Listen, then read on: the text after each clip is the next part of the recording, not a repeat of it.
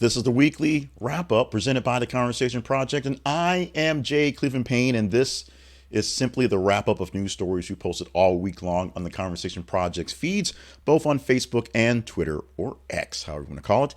These are things that we talked about, well, at least most of them we talked about throughout the week because they popped up within our daily video cast, or audio cast, how you pick it up, which is called Things You Might Not Have Heard. Now, that gives you a mix of things, depending on the day, 10 to 8 different stories that I curate from the stories you vet as most conversational. The most conversational stories of the day get a chance to get read into that feed. Now, this one is pure and simple. The top 10 stories that you said were the tops. You said were the tops based on your pure engagement scores. You engaged in it, and the ones that are 1 through 10 are the ones we talk about here. We also add a little perspective by adding 6 others. 5 stories that were not quite there. We call those almost rans, 11 through 15, not quite top 10, to give you some perspective of what stories were good, not quite good enough per you, and the story that got basically no love all week long. And this is what we call the almost relevant story of the week. Stories that we believe by the headlines, by what they are, should actually be more relevant,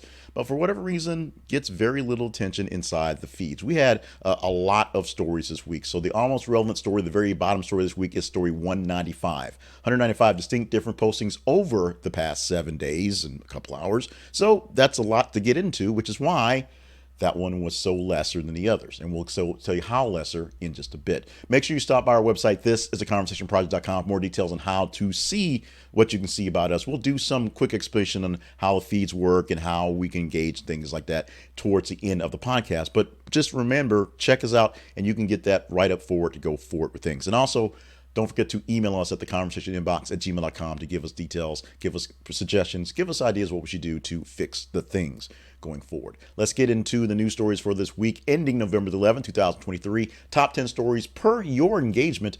Starting off with the story at number 10, because we come down backwards, right now. That headline reads like this. Anonymous video chat service Amigo shuts down. Founder cites unspeakable heinous crimes. A late addition to the batch of stories to talk about, and this edition is a very disturbing edition where Amigo is essentially a online forum, an online video chat service that allowed you to talk to people anonymously, which is great. The problem is it became a hangout for sexual predators and folks doing illegal things out there. The co-founder, Leif K. Brooks, largely defended the service and condemned what was he viewed as a constant barrage of attacks, but basically had to shut the whole thing down because it was a cesspool of disgustingness. It's what it was. Founded in 2009, and probably one you've never heard of because it was a small deal when it happened and just the right people sort of found it. And those right people were people who love things about the internet and things that wanted to keep their secrets hidden. That's why it was a hotbed for illegal activity, including a lot of activity where sexual predators were online. Because of that, the site tried to find ways to fix itself. Eventually just said, we give up, we're done, we're shutting it down because of all the issues with it.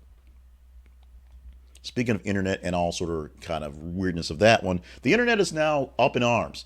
They are calling for irresponsible, if you will. The number 9 story is the irresponsibility of ABC making the Golden Bachelor, that's Jerry Turner, meet the grandkids of potential partners. Now, why is that irresponsible? Because it's a dating show. It's a dating game show. It's a whole bunch of stuff going on that they're taking to the next level, but not just letting hot guys and hot girls get together, but hot grandmas and hot grandpa get together. This is a bachelor in his golden years, why it's a Golden Bachelor, and because they have to meet the family thing, they basically send him out there to meet the grandkids. And here's where it gets really, really extra creepy. Not as creepy as the last story, but here's the thing. When you're hanging out with kids and putting kids involved in things, it's one thing when you're in the first line of defense and you, for some reason, some hot chick who wants to get internet fame or TV fame by going on a game show to meet your next husband, and you put your kids involved. And in most cases, they don't let the kids get involved in those things. But when you put someone else's grandkids and they maybe get attached or get some sort of weird image of fame or something like that, it can screw around with people's heads. So the people watching the Golden Bachelor, which is apparently the highlighted TV show of the season because it's not scripted, so they can actually put it on the air. People putting that one on, people watching that one are a bit upset that they're having Jerry meet the grandchildren. because it does all sorts of things that may suggest that he may marry their grandmother, and if he doesn't, may cause bad backlash in the end. We will see how this one turns out as the show is still going on, as far as I can tell. Right now, at 3 finalists when they tape this episode. I don't watch it. I'm doing some research for this, and I'll explain to that going forward. But basically, the three finalists got a chance to meet the families, all the way down to the grandkids, Faith, Leslie, and Teresa. And this happened in October, and we will see how this one plays out in the finale. Maybe. At number 8, YouTube TV and Hulu joined to fight to stop local ABC, CBS, Fox, and NBC from driving up the cost of TV. Local stations are asking the FCC to turn streaming services into cable TV companies, like literally turn them into companies that have to bundle their services and pay them to use their rights, or pay them at least more for the fact that what's going on. Right now, I'm a user of YouTube TV. We use YouTube TV as one of our sponsors. We promote it, about every 4 to 5 weeks. We get a drop in there for YouTube TV, and it's what I've been using to cut the cord from cable for years. And I believe it's one of the better ones. The ones I'm on, the best one I like, and you can fight for other ones if you want to. But the reason why it's so much cheaper, or at least was so much cheaper, was there was less of the carriage fights that the satellite companies and the cable companies had to have to bundle the local stations with that. Local TV stations are looking for more money, which they have a right to do, and the process looking to get the streaming services to pay more money for the access to live stuff, which they have a right to do. But we'll see how this fight goes on, and I can tell you that my YouTube TV subscription, since I started paying for it, is up about 115 or so %. I'm not happy about that. Still sticking with them for right now. We breezed over this one slightly because it is another icky story. A lot of kind of icky stories that we didn't want to get into this week. At number 7, Steven Tyler accused of mauling and groping a teen model in new sexual assault lawsuit. And what makes this interesting is this is a new lawsuit. He's not groping teenagers today. He groped teenagers many, many years ago as a statute of limitations was sort of lifted for a while, or opened up the cases. A lot of Me Too things open up cases that were long ago dormant, so that things that happened for people that were well in their teens, now that they're much more mature, based on where the state is and where the federal statute is. A lot of people who had things happen to them a long time ago are suing people right now who are well beyond any sort of natural, normal statute of limitations. And that's what's happening here. Jeannie Bellino claiming that they met on a modeling trip and that Steven Tyler did all sorts of nasty things to her. Check out the links to the story to see what the nasty things are. The assault happened twice once at a hotel, once in at a modeling gig, essentially. And essentially, there was also assistance by other people to kind of let it happen, and Mr. Steven Tyler getting off unscathed. There's also a previous lawsuit by Julia Masley. She sued Tyler in 2022 for something that happened when she was in a teenager back in the 70s. This tells you how these statute of limitations are popping up. This is how Bill Cosby got caught, because many things that were well beyond any sort of natural statute of limitation all of a sudden opened up with new laws, and many old defendants became new defendants in these cases. We didn't cover much of this one because it really was kind of really icky, but we put things out there because we post news stories every 50 minutes on our feeds 24 hours a day to get any sort of engagement for. This one we posted on Wednesday of the last week, and it got plenty of engagement. Number 6 for the top of the week, a true crime story. Kentucky teen arrested for allegedly stabbing police officer in the face with a screwdriver. You can check out the link for deeper details on the story, but the quick hits are a Mount Washington police officer in Kentucky went to unlock Lindsay Duval Park on Saturday, but a woman was outside the gate with a screwdriver and stabbed him. Officer was treated at the hospital, and no actual other information was released. Not exactly serious injuries from what we can tell, but a teenager who was basically standing at the gate as the officer was opening up for the park to people to get to the park was stabbed there. Another story that we dealt with in some pieces, but the update was something that was a long time coming, basically to alleviate the fears of many folks who are dealing with now just the rampant amount of anti-Semitic attacks, both verbal and physical. Detroit police arrest suspect in killing of Samantha Woll. Now, we don't have an update to the original story we posted on Wednesday this week. This story did not update on this link, but we do know that police took into custody a suspect for the killing of Samantha Woll, who was a prominent Jewish leader and president of a downtown Detroit synagogue. She was killed at her doorstep. It was something that was really heinous. Body found outside of her home, multiple stab wounds. Police believe that the crime occurred inside and she made her way out.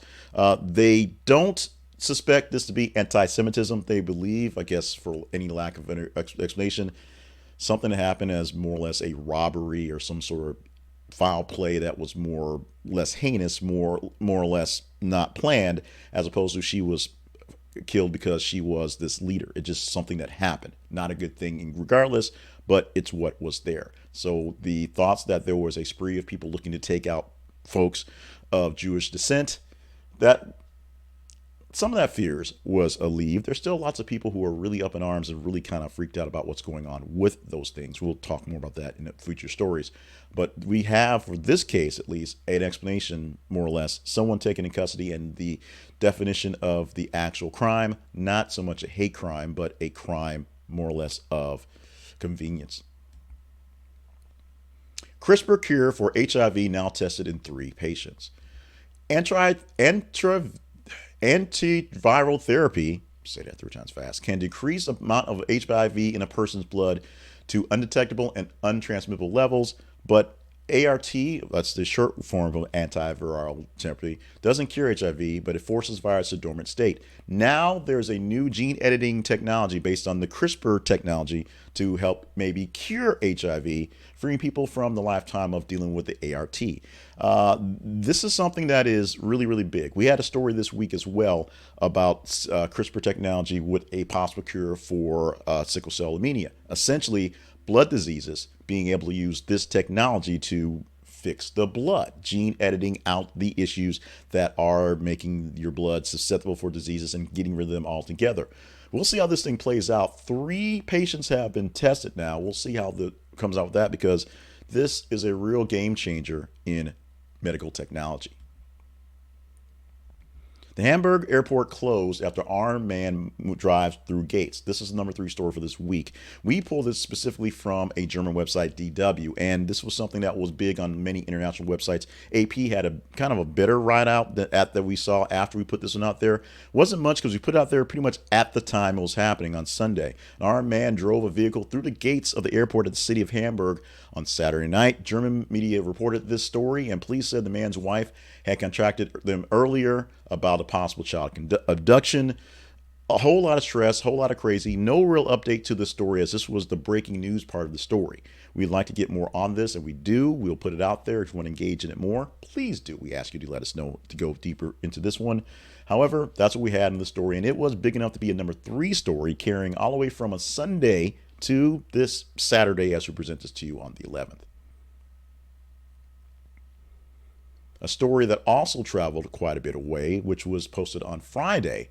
Dwyane Wade and Gabriel union reportedly headed for divorce.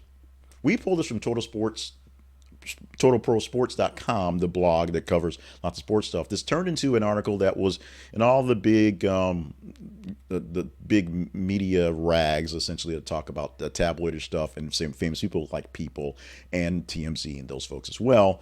Talking about former Miami Heat superstar Dwyane Wade and his actor's wife, Gabriel Union, who are supposedly headed towards divorce. Their social media posts have been focusing less on them and more on themselves and their daughter, as opposed to them doing things together. We don't know how this thing plays out because we've not seen any actual responses from any of the Wades, or Union Wade, if you will, in the details. Although we have seen Dwyane Wade going out there without his wedding ring, essentially, which is part of what was happening in some cryptic messages on social media that does not require, teaming up with your spouse on both ends. We'll see what happens on this one going forward. And the number 1 story for this week, a quick pause so we can give you some details, because it deserves the details, and it's an extension of essentially all the other number 1s we've had lately, because they are all just that Yeah, they're all just that. This story was a top Facebook story for the week. Top Twitter story, by the way, was the story on the HIV treatment done by the CRISPR technology. This story is more engaging than the previous story on the possible divorce of Dwyane Wade and Gabriel Union by about 50%, 55%, 54.03%. More engaging than the story at the very bottom today, the almost relevant story of the week at 195 by 706,900%. This story got 16.31% of all engagement on all the stories this week. Of all the 195 stories, this one took 16% of the cake. And the headline for the story is, as you expect, deals with Taylor Swift.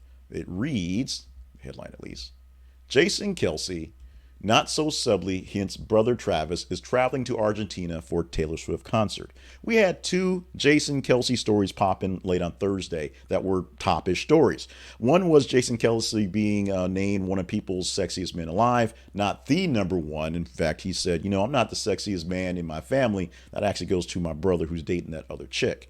Meanwhile, on their podcast, where Jason and Travis just sort of BS, just shoot the stuff back and forth. There was a back and forth about Travis going to Argentina to get some sun, in which Jason basically said, I think you're going to watch your girlfriend to a concert. Spoiler alert, or update to the story. Jason was right. Travis actually went to Argentina to go to see a Taylor Swift concert, although the concert was postponed because of bad weather, not because of Travis, because of literal torrential rains on an outdoor performance venue. So that actually happened as today is Saturday, Sunday in Argentina. I'm not sure if Jason will still be there. I'm pretty sure he's got work to do, playing football and all, but we will see what goes on with this one. That is the number one story for this week. Another quick pause to tell you about the story of the week. That's another podcast. That's a splinter of this podcast. We take one story that was from the top 10 this week and we expound on that one with a more editorial event. And hopefully you pick one that you really want to get into. Now, these are top 10 stories that you guys engaged in, despite me trying to pick other things to talk about. So hopefully we pick a winner when we go into our deep detail for this one. We give you some details on that. What we do is take the headlines as they are for top 10 and we put them out of order. We rearrange them and we battle off the headlines on which one sounds better and we get to a final verdict. The runner-up for this week is the headline that reads Dwyane Wade and Gabriel Union reportedly headed for divorce. That was a top story, so we thought it was a good one, and we were going to go for the part about this being the year of divorces and go through the long list of celebrities who have broken up again. What we're going with for you, that was the number 2 story this week, by the way. The number 9 story is what we're actually going with, and that is Internet calls ABC's irresponsible for making the Golden Bachelor Jerry Turner meet grandkids of potential partners. This is my chance to rant about television, rant about reality TV, rant about how just terrible it is, and how we just can't get enough of it. Especially right now where it's all we have to live for, except for live sports. That is something because there have been no productions of television programs for about 6 months or so, based on strikes from writers and actors and various other smaller bits going on. That will be alleviated soon. We'll get to that. But in the meantime, we'll talk about the Golden Bachelor, which people apparently love, and how reality TV really, really is terrible, because I think it is. You may disagree. Check out the story of the week in a different feed as a different podcast, and you can agree or disagree with me on that feed going forward. Quick break for some commercials, one commercial to be exact, and some promotional stuff that's talking about us. And we'll be right back with that stuff, plus more news, because we're not quite done. To give you perspective, we have the Almost Rans, 5 stories from 11 through 15, obviously not top 10 stories, and some of the reasons why they didn't quite make it there, and the Almost Relevant Story of the Week, which is one that had all the Democrats up in the tizzy as the upcoming presidential election is coming up, but you guys didn't seem to get into the story as we posted it. That's coming up in just a bit here on the weekly wrap-up with me, Jay Clifton Payne, presented by The Conversation Project for the week ending November 11th, 2023. Let's talk about Robinhood as our sponsor for the day. Robinhood is a great app if you're really into trying to think about your investing future. Now, Robinhood has been through some things lately as they're trying their best to stay relevant, stay big, and stay profitable. I will tell you full disclosure, I use Robinhood as my main primary side investments. This is all stuff on the side. And I am actually an investor as owning some of their stock. And trust me, its stock is terrible. I would not suggest buying it. But Robinhood is still one of the best and easiest and simple ways to get into the world of investing and doing things on a fairly advanced platform. They have more than just buying up stocks and buying up crypto. By the way, I would not suggest buying any crypto, but you can buy essentially anything on the markets and use some of the advanced tools that many brokers can use in the palm of your hands. Now, investments can lose money. Remember that. And as I said, Robinhood on its own as an investment in its stock, not the best investment in the world. But there are a lot of things that are going up. It's earnings season, so you're probably seeing a lot of news about earnings for various stocks and various companies that you may like or may not like. Now's the time to go through those statements, listen to some of their calls, and maybe put some money into Robinhood. You can buy fractional shares. That means if a share of something costs $100, you don't have to pay $100 for one share. You can pay $20 for a fifth of a share. You can pay $5 for less. You can buy decimal minutia like shares. I own Berkshire Hathaway. It's a really expensive stock. I own about $500 of that stock. And trust me, they're not full shares, but I'm making my money on that investment. You can too as well. Go to our link and use it to help us get a little bit back. You still get a free stock for signing up, and you get other great details and the other ways to make you money in the meantime. Go to thisisaconversationproject.com/Robinhood. This is a conversationproject.com/Robinhood so you can get in on this deal. Like we said, this is an affiliate link, so use our link so that we get a little bit back from you guys for joining up in the Robinhood family. You take care of them, they take care of us, we all take care of each other together. The Conversation Project lives online at thisisaconversationproject.com. That is our online home where you can find more details about us. The quick spiel is the first thing is the feeds. How do I get the stories we talk about on this headline show and the stories we do every single weekday morning in things you might have heard? You tell me what to talk about. I post news stories, links from various different sources. Some of them you may love, some you may hate, some you may question. Trust me, I scratch my head at many, but we do this because we fill the gap every 50 minutes, a news headline for you to engage in whenever you get to it. And based on your engagement and the whim of the internet, we get stories that rank from 1 to whatever. On this day here, we're doing all the stories of the week, and they rank from 1 to 195, 196. That's how many stories we had, distinct stories posted throughout the 7 days plus a few hours.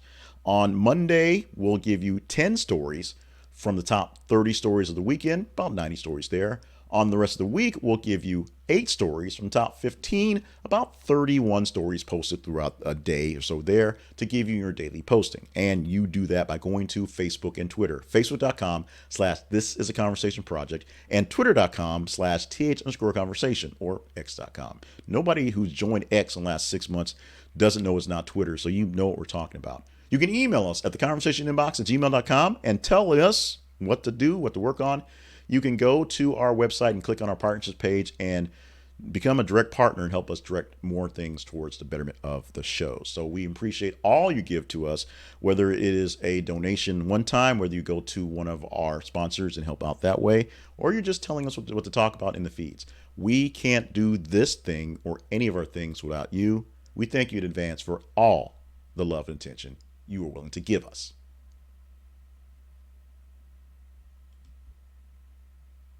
And we're back to the Newsy part. What's left of the Newsy part, we're going to run through very quickly the almost rans and the almost irrelevant story of the week. 11 through 15 stories that aren't quite top news, but close enough. At number 11, this headline reads, Slipknot have parted ways with drummer Jay Weinberg, who replaced Joey Jordison. There you go.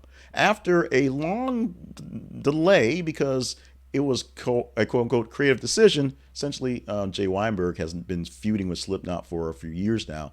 They have parted ways, more or less mutually, but basically Weinberg's been fired. But they did it kind of nicely. Slipknot would like to thank Jay Weinberg for his dedication and passion over the past 10 years, but the band is intending on evolving and would like to part ways with him. Sounds like it wasn't so much mutual, but they did it as he will. He's actually already famous, the son of Bruce Springsteen's E Street Band drummer Max Weinberg, who of course once the drummer for Conan O'Brien's show, but basically didn't want to deal with the pressure of being an iconic drummer at going long, so he kind of faded away. Joey Jordison, the original drummer, of course, passed away in 2021, but he had left the band about 10 years ago. Going on to story number 12, we keep bringing her up, and you keep bringing her into the numbers, so we keep bringing her up. Lori Harvey and Damson Idris, don't really know who he is, he's an actor of some such, split after 1 year of dating with nothing but love and respect for each other. Their mutual response on the breakup. Lori Harvey is Steve Harvey's adopted daughter from his third wife. So he's his daughter by not technicality, but by legality, because he's technically not his daughter. But she's a model, and she's famous for being Steve Harvey's daughter, stepdaughter, adopted daughter. I'm kind of tired of Lori Harvey. I don't know what it is she actually does. I mean, so this counts as a celebrity breakup, so it's in the list. It's there, good, whatever. That's fine. But Lori Harvey is another one of those people who just exists to exist. And if it weren't for the fact that I'm trying to be hip and cool and know what you people are talking about, and you people talk a lot about her, I wouldn't care. I still don't care. You care? So she's number 12 this week. Here's something I care a lot about. The Spurs and Victor Wembanyama, who posted his first monster game against the Suns, 38 points in a game against the Suns. We posted this on Saturday, so this story lasted out the full week. Now, what was really, really kind of interesting is that Wembanyama has been fairly good, showing a lot of promise, but not exactly setting the world on fire quite yet. In fact, he had two headlines past this Saturday where he essentially underperformed for what he's expected to do. Remember, he is a rookie. He's never played college ball. He's come straight from playing national teams and playing overseas in Europe. He is French. He is really, really big and tall. And he's probably going to be the next best thing, but give him some time to actually get in. The number one overall pick by the Spurs, and I think they know what they're doing with number one overall picks. People were saying he was a bit overhyped, but he seemed underhyped on one night this week where he went 15 for 26 to score his 38 points on the night, making the Spurs hit a 2-3 record on the thing. Now, the fact the Spurs are kind of not picking up right now is sort of a deal, and there are some other issues that may be going on with the game, but remember, it's his first season, first couple of games. He's got time to get much, much better. Seal the deal. SAG-AFTRA Fran Drescher calls out studio CEOs to resurface, that's the quote, and help end the strike. Now, the actual update to this, because this was posted on Saturday, when essentially the Friday, the day before, the studios basically gave their last final offer, and that wasn't enough. And then Fran Drescher was like, come on, bring one more out to the play. Come on, we can do one more. They did bring one more out. They came to a tentative agreement. The strike is right now not quite over because they still haven't, as of this recording on Saturday, they still haven't actually voted to take in the full details. But we've seen a lot of pieces about this one, and it seems to cover all the bases to a fairly good conclusion. You never get exactly all you want, but this is essentially what will get the actors back to work and will save TV seasons for this year and next year, because time is running out to get things in the can, to get things scheduled for lineup for TV. This will save us from game shows like Snake Oil and that Sabago Gigante thing that CBS is doing. We'll get more actual shows. They may not be great, but they'll be scripted shows fairly soon. And we're back to YouTube. YouTube may now completely disable your video playback if you're using an ad blocker. We've talked a lot about this over the past weeks, and this is getting really, really big. Now, full disclosure, I'm a YouTube Premium user. I pay for the right to not see ads, and I do it specifically because I don't want to see ads. I don't want my kids seeing ads. That's why I do that. But for people that use ad blockers, some of them paid, some of them not, they're finding some issues where YouTube is finding ways to either not play any videos or just make your ad blockers not work. And the few ad blockers that are working are doing their best to stay up to pace with what's going on. YouTube is just saying, nope, we're just going to make sure that if we see an ad blocker attached, no ads, period. and they're going big at it. They have seen an increase in premium paid ads, and they've seen an increase of people who just went to the free version and just streaming the ads like regular people. It is what it is. Quick pause to talk about the greatness that is us as we prepare for the greatness that is the story you didn't care for. Number 195, the almost relevant story of the week. Go to our website. This is theconversationproject.com and see what we do. We explained it in the little break part there. We talked about at the beginning. We have a lot of things going on. We're in a lot of places. We want you to go find us, and the best place to find where we are everywhere is our website. It explains what we do. It tells you the places you can find us, the things we do out there, and just another way to engage what we have going on. You can also just email us at theconversationinbox@gmail.com and let me know at any time what you're thinking about what we're doing. We respond to basically all the emails. We read them all, and we take everything into account. Some of the good things, some of the mean things, and some of the things where you tell me to do things that are really not so natural. We read them. We don't always necessarily go by them to the letter, but we read them.